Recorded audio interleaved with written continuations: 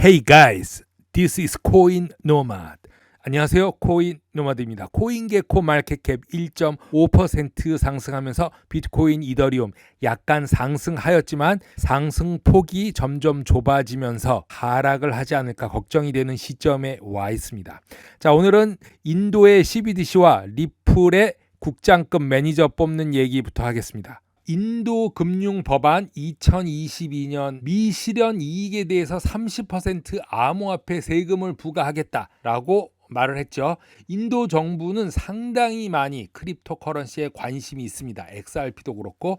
그러나 인도가 정작 거래소 코인베이스도 그렇고 까다롭기로 알려져 있는데 이유가 있었던 것 같습니다. 인도 중앙은행이 현재 시스템과 중단을 일으키지 않고 기존 법정화폐 시스템과 공존할 수 있는 CBDC의 다양한 설계 기능을 검토하고 있다라고 발표가 됐는데요. 기존 금융 시스템 중단이 거의 또는 전혀 없는 CBDC 롤아웃을 위한 3단계 등급 방법을 제안했고 인도 중앙은행 디지털 통화를 CBDC를 도입 계획한다라고 했습니다. 그런데 리플에서 구인 공고가 났습니다. 인도의 현지 국장급이죠. 매니저를 뽑는다고 구인 광고가 났는데 이 구인 광고 내용을 보니까 CBDC에 관련한 시니어 국장급을 뽑는 것입니다. 조만간에 인도에도 리플 사무소가 개설될 것으로 생각이 되어집니다. 이 CBDC가 리플과 어떤 관련이 있는지 그냥 리플 차원에서 준비하는 것인지는 곧 있으면 나올 것으로 보고 있습니다. 니르말라 인도 재무부 장관은 2월 달에 예산 발표를 하면서 디지털 화폐 출시를 언급을 했는데 디지털 화폐가 출시된다면 디지털 부분에서 큰 활력을 줄 것이다 라고 말했습니다. 그런데 이번에 금요일 날 연례 보고서에서 갑자기 CBDC 채택과 장점, 단점에 대한 평가서를 공개를 했습니다. 리플렛, 스텔라 네트워크, 어떤 네트워크에 대한 쓰임이 곧 나오리라고 생각이 됩니다.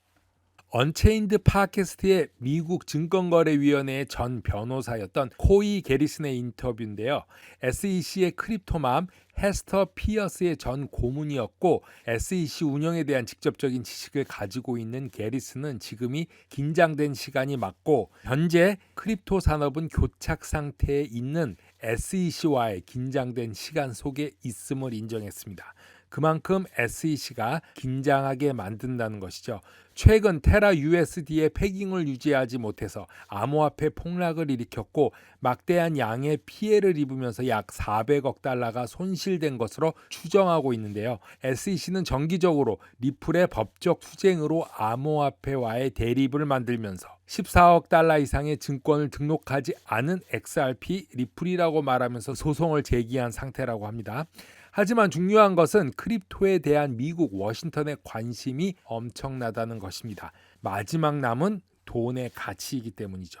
규제 시행을 전적으로 지지하는 것으로 널리 알려진 SEC 게리 겐슬러는 이처럼 워싱턴에서도 보는 시각이 여러 가지라고 전하고 있습니다. 코이 게리슨은 SEC 의장 게리 겐슬러에 대한 SEC 커미셔너인 크립토맘 헤어스 피어스의 견해는 SEC 내에서도 다르다고 말하면서 자신은 피어스의 견해에 동의한다고 말하고 있습니다. SEC 게리 겐슬러가 마침내 규제라는 공을 떨어뜨렸고 피어스는 이에 대해서 혁신적으로 발전하는 크립토를 실험적으로 건전한 방식으로 허용하지 않기 때문에 규제의 공을 그렇게 사용한다면 장기적으로 실패의 결과가 있을 것이라고 말을 했는데요. SEC 겐슬러는 협업 측면에서 더 많은 일을 할 수 있지만 시간이 지남에 따라서 혼란스러운 SEC와 크립토 간의 관계를 만들었고 결국 크립토 규제를 시행하는 첫 번째 접근 방식을 취했다고 코이 게리슨은 비판하고 있습니다. 크립토 벤터 인터뷰에서 리얼비전의 CEO 라울 팔이 스마트 계약 플랫폼 이더리움이 장기적으로 비트코인을 능가할 것이라고 말했습니다. 어떤 코인을 사야 하냐? 알짜 알트코인을 찾는 방법을 이더리움에 빗대서 말을 했는데 시총 기준으로 최상위 비트코인이 시총과 거래량에서는 이더리움을 능가하지만 이더리움이 지난 몇 년 동안 비트코인을 능가할 수 있는 여러 방법을 찾았다, 가지고 있다고 말하고 있습니다. 활성화된 지갑의 숫자와 금액은 비트코인을 능가한다고 말하고 있습니다. 비트코인을 비해서 더 낙관적으로 보는 이유는 앞으로 가능성이 비트코인보다 더 크다 이 말이죠. 이더리움에 더 낙관적으로 보고 있고 다른 알트코인에도 결국은 성공하기 위해서 비트코인보다 더 나은 성과가 보여진다면은 그 코인은 급상승할 것이라는 거죠. 살아남을 거라는 얘기입니다. 자, 그러려면은 활성화된 지갑 숫자와 움직이는 거래량, 금액을 보시면 되는 것이죠. 미래가 기술과 블록체인에 있다고 믿는다면 전체 디지털 자산 공간이 더 나은 안전한 피난처보다 더 나은 성능을 발휘해야 하며 그것이 바로 크립토커런시가 상승하는 작동 방법이라고 말하고 있습니다. 항상 그런 식으로 작동하기 때문에 더 높은 베타가 있다 이렇게 말했습니다. 카포가 비트코인, 이더리움, 솔라나 가격 전망을 했습니다. 비트코인이 2주 동안 7차례에 걸쳐서 28,000불 정도를 지지를 계속 테스트하고 있죠. 7번째 테스트를 하면서 이렇게 저항선이 낮아지고 있기 때문에 곧 이 저항선을 깨지 못하고 내려올 것이다 이렇게 말하고 있습니다. 핵심 지지 수준 붕괴하기 전임을 나타낸다고 설명하면서 비트코인이 하락할 때가 됐다라고 말하고 있습니다.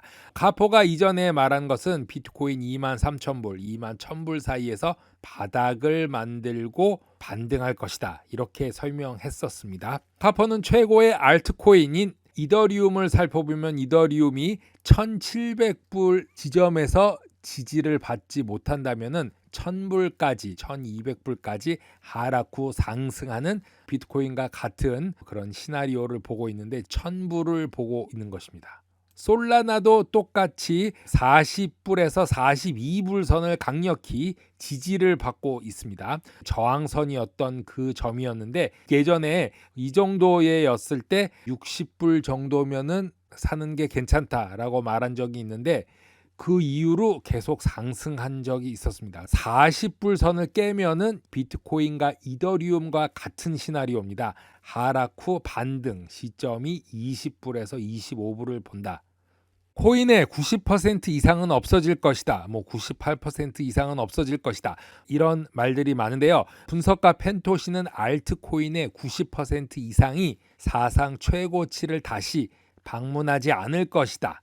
깨지 못하고 도달도 못할 것이다 라고 거래자들에게 경고를 합니다. 펜토시가 솔라나의 차트를 올렸습니다. 그 말은 다른 코인들에 비해서 반등 여력이 있다. 물론 저점까지 계속 내려갈 수는 있지만 다른 코인들처럼 없어지지 않을 코인이 솔라나가 그중 하나다. 이렇게 말하고 있는 것이죠.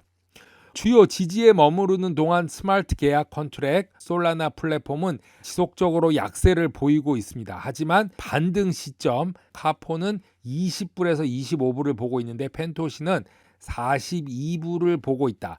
펜토시는 어제 솔라나를 샀다고 말했습니다. 어제 가격은 42불이었습니다.